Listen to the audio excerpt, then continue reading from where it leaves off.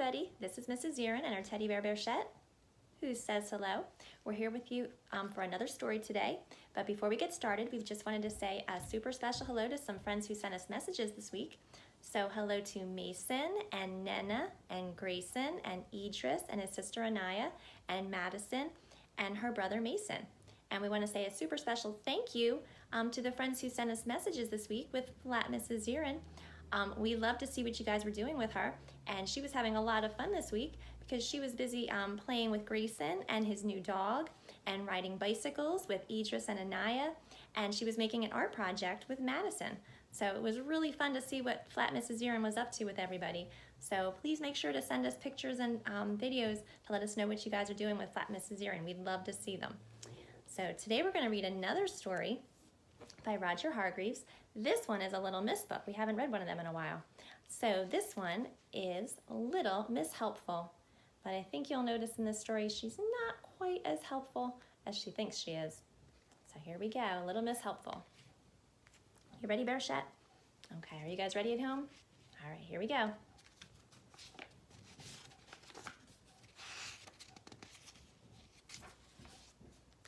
Little Miss Helpful was one of those people who loves to help other people, but who ends up helping nobody. Do you know what I mean? I mean, for instance, like the time when one of Mr. Tall's shoelaces came undone.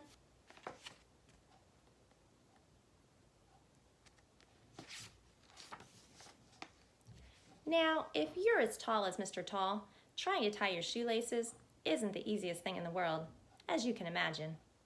"Let me help," cried Little Miss Helpful, rushing up to help him.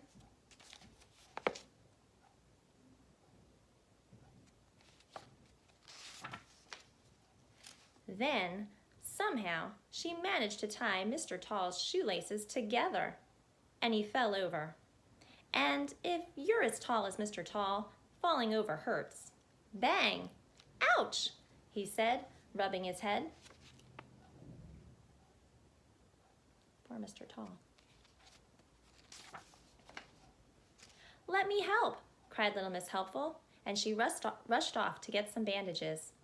And she rushed back and stuck them on Mr. Tall, over his mouth. He said. He was trying to say, "Take them off," but that's rather difficult to do with bandages stuck over your mouth.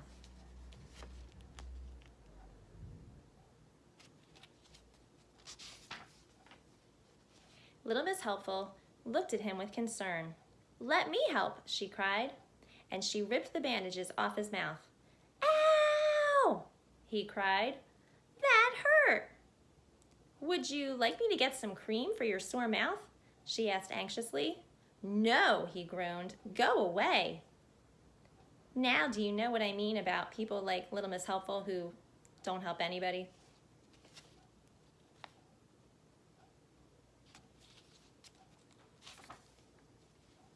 Last year, in April I think it was, Mr. Happy woke up feeling ill.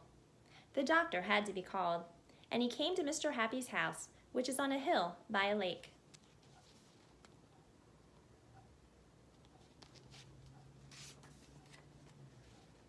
"Oh dear," said the doctor when he saw Mr. Happy. "Measles." Mr. Happy's face fell.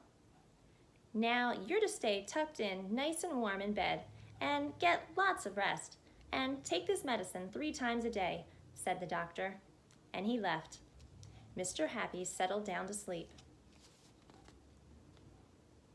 Poor Mr. Happy.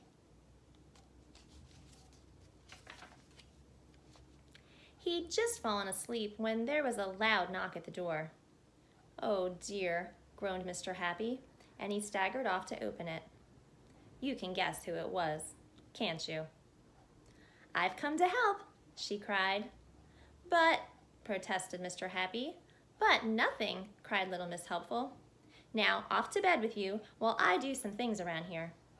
She looked around. "This place needs a good cleaning," she said.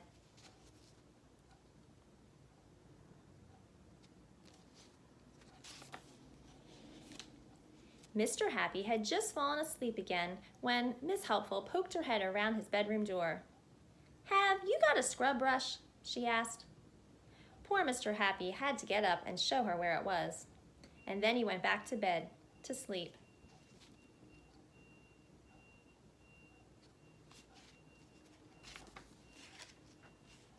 Little Miss Helpful stepped back to admire the kitchen floor that she'd just scrubbed, and she slipped on the soap, and fell over her heels, and got her head stuck in the bucket, and because she couldn't see where she was going, she walked into a shelf full of saucepans, which fell all over the floor with a terrible clatter. Oh dear. And because she couldn't see where she was going, Little Miss Helpful stepped in one of the saucepans and got it stuck on her foot. And because she had to hop, she fell over against the refrigerator door, which flew open and everything inside fell out, all over Little Miss Helpful. Oh dear. Poor Mr. Happy awoke with a start from the terrible commotion. He groaned, got out of bed, went to the kitchen, and opened the door. He couldn't believe his eyes. There, in the middle of a pile of broken eggs and a scrub brush and rolling saucepans and a lot of water and spilt milk and squashed butter and bent saucepan lids and a piece of soap, sat Little Miss Helpful, with a bucket on her head and a saucepan on her foot. "Help!" came a voice from inside the bucket. He's not getting much sleep today, is he? Mr. Happy grabbed the bucket and he pulled as hard as he could. And he pulled and he pulled.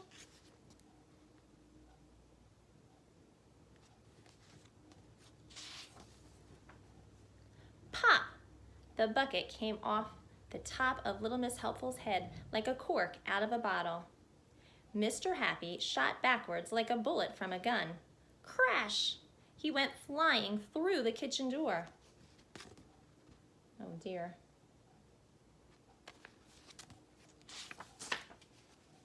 He shot across the garden and straight through his garden hedge. He rolled down the hilly field behind his garden, faster and faster, and splash! He ended up in the lake with the bucket in his hand. And a little figure with a saucepan on one foot came half running, half hopping out of Mr. Happy's house.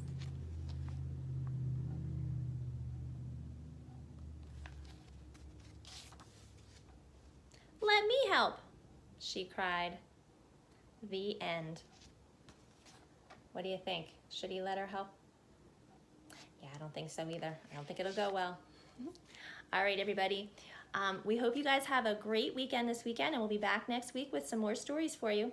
And remember, you have one more week of doing your work packets, so make sure you finish all your work up.